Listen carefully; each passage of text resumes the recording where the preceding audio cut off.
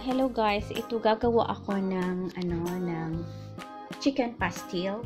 Ito meron na akong chicken dito at linagyan ko ng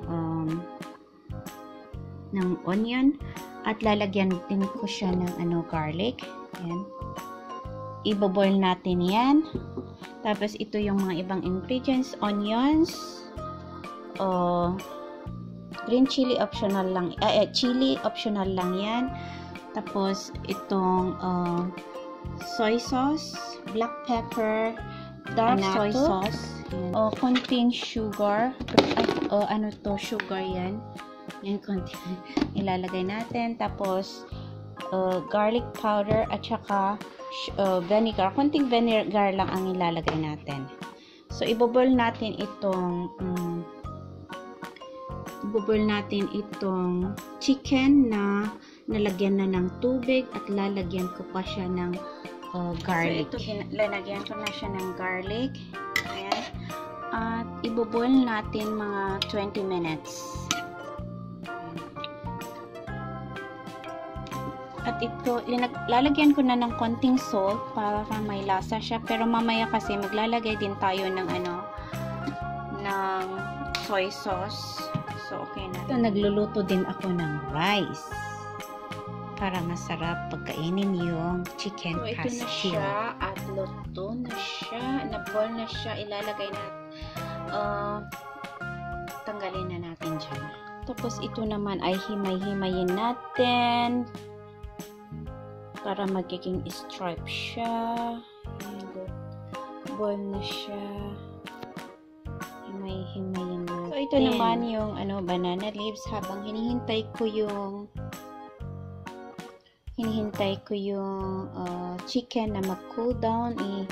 Ilalagay muna natin dito ng para maging soft siya. Medyo mainit pa siya. So, enough po siya pero mainit pa ito kaya medyo yan lang natin. Yan. Medyo naluto na siya.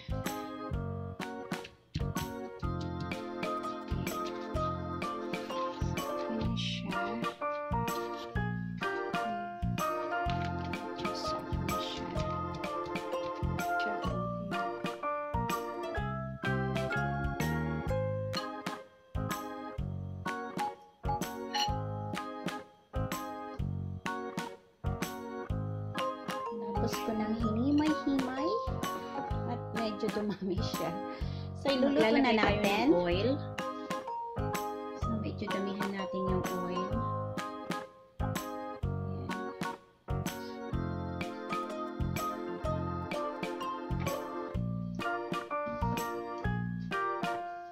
Ayan. Ilalagay ko na itong onion.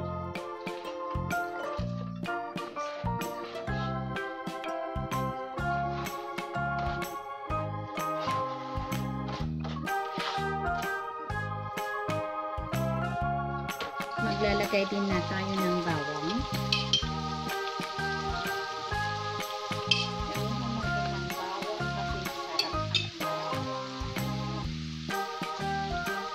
At ito, lalagyan din natin ng anatol. Kunti lang siya. Para sa mantika niya ay kunti lang.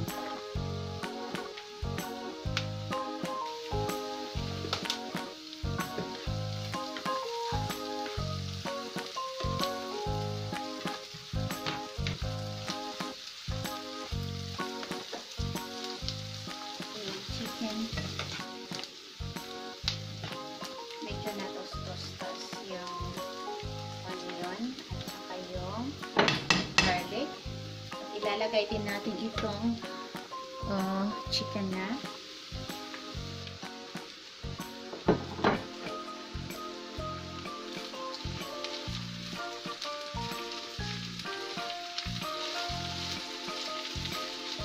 Magandang gawin ganito yung mga ayaw kumain yung pure na meat. Kasi sa akin, gusto ko yung kinakain ko yung may buto-buto.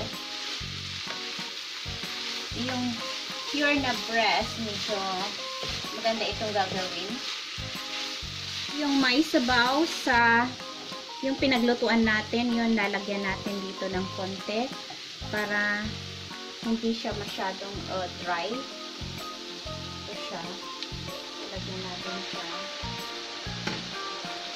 Soy sauce. So, tansyahan itong ginagawa ko.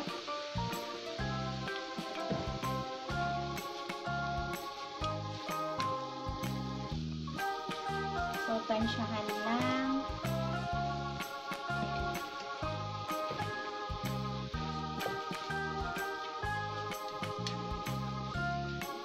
Tapos, lagyan naman natin ng soy sauce, ay dark soy sauce. Ayan. Para may kulay siya.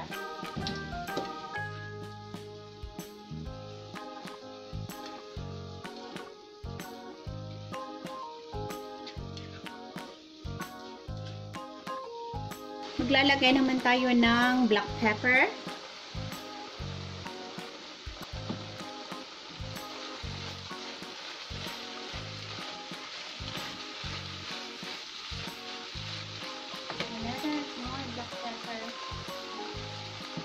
Yan ko pa siya ng powder na garlic powder.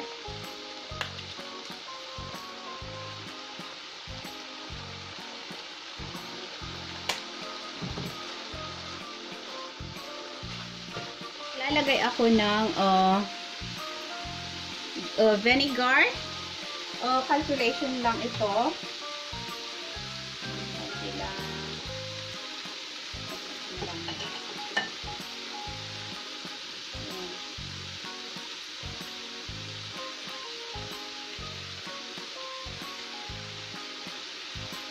Yung purpose itong vinegar ay pag dadalhin nyo somewhere, babaunin nyo, ay para hindi siya mapanis kaagad. Tapos yan, ilalagay muna natin dyan ng 2 minutes. Huwag natin siyang i-stir. Na siya at pwede na natin siyang i-stir.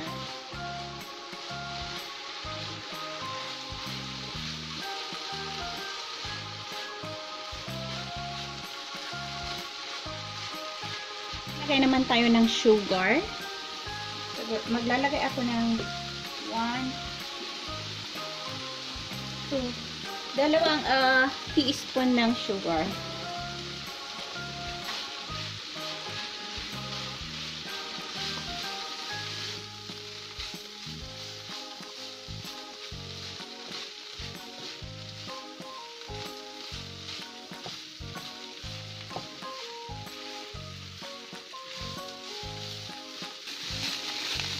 Ayan ang gusto ko.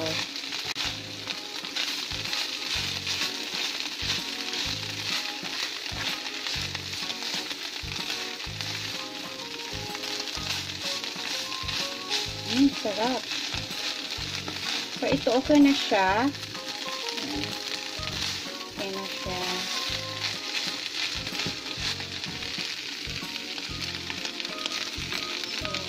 So, kain na tayo. Sarap. Yan, dati ito yung gusto ko, yung medyo tostado siya. Wow. Ang sarap po. Tignan nyo.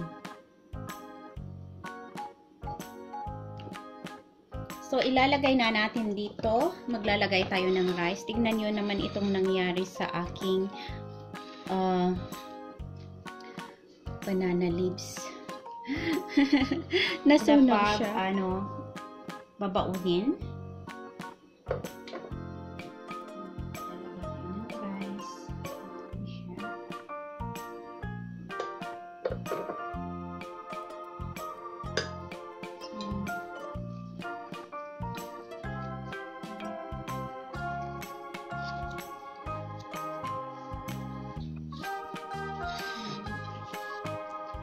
Para pag babaunin ay madali siyang i-cover.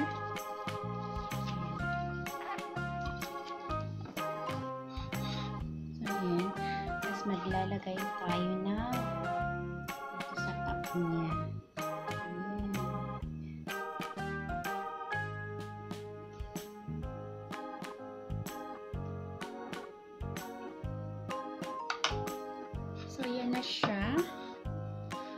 at kung ano, babalot na lang siya. So, yan. Pwede nang dalhin somewhere. Baon. Tapos yan. At kainin na natin. At yan, meron akong cucumber doon.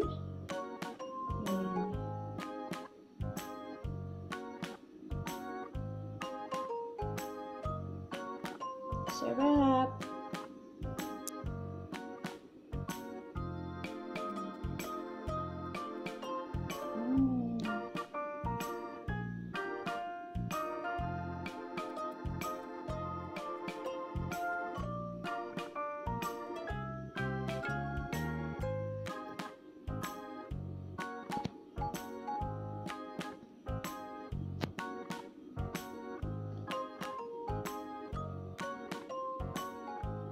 So, yan siya. Gusto ko yan, medyo toskado siya. Kainin na natin ito. Wow!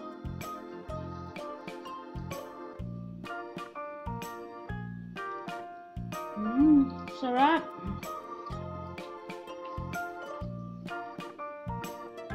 Masarap yung combination ng ng sugar, yung chili. Sarap. Yan.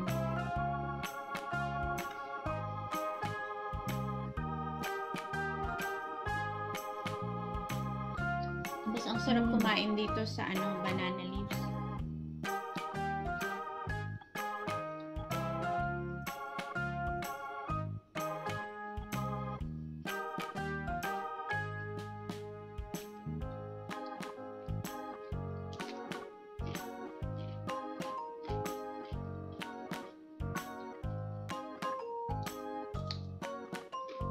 Naubos ko na at gusto ko pang kumain dahil gusto ko pang kumain.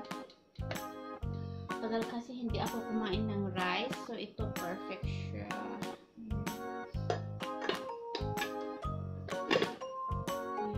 Ayan, lalagyan natin ulit siya. Wow, ito marami siyang mapapakain nito. So, kaya linagyan, magandang lagyan ng vinegar para medyo tatagal siya.